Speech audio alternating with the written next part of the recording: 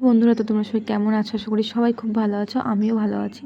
তো এই ভিডিওটা কিছুদিন আগের, কিন্তু ভিডিওটা এডিট করা হয়নি বলে পোস্ট করা হয়নি। তো এদিকে বানিয়েছিলাম বাড়িতে সন্ধ্যাবেলাতে চা। তো সন্ধ্যাবেলাতে সবাইকে টিফিনে চা দেবো আর মুড়ি মেখে দেবো। তো চাটা আগে করে নিচ্ছিলাম, মুড়ি মাখা দিয়ে দিয়েছি। দিয়ে এদিকে আমি এখন চাটাকে ফুটিয়ে নিচ্ছিলাম। তো চা সবাইকে দিয়ে নিয়েছি, তারপরে আমিও চাটা খেয়ে নিলাম। চা খাওয়ার পরে বাড়িতে বানিয়েছিলাম হচ্ছে পোলাও, বাসন্তী পোলাও আর চিকেন কষা। এটা বাঙালির খুব একটা পছন্দের খাবার। তো সেটাই আজকে বাড়িতে বানিয়েছিলাম।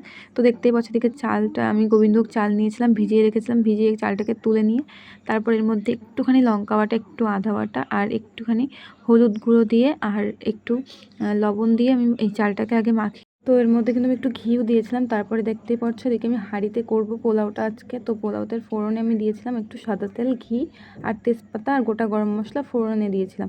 তারপরে দেখতে পাচ্ছি চালটাকে একটু ভাজা ভাজা করে নিয়েছিলাম। নেওয়ার পরে পরিমাণ মতো যতটা জল লাগে, চাল বুঝে তার ডবল জল দিতে হয়। দেওয়ার পরে আমি এদিকে মানে গ্যাসের ফ্লেমটা একটু হাই করে দিলাম। দেওয়ার পর ঢাকনা চাপা দিয়ে দিয়েছি। এদিকে আমি মাংসের জন্য আলু কেটে নিয়েছি আর লঙ্কা পেঁয়াজ কেটে নিয়েছি। খুব সিম্পলভাবে আজকে মাংসটা রান্না করব। এদিকে মশলা নিয়েছিলাম আদা জিরে আর একটু রসুন বাটা।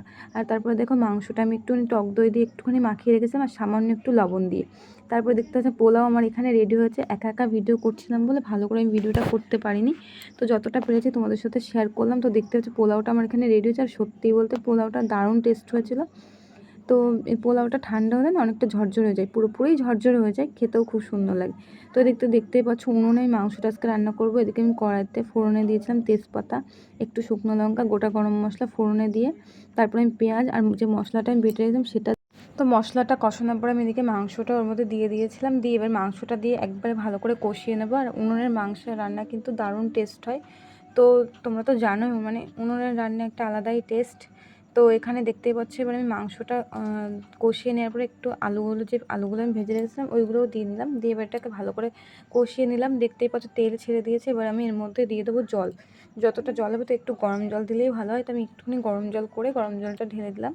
দেওয়ার পরে এবার মাংসটা, তো চলো মাংসটা এদিকে হতে থাক। আর এদিকে আমার শ্বশুরের জন্য একটুখানি আলুর তরকারি করে দেবো, কারণ উনি মাংস খান না।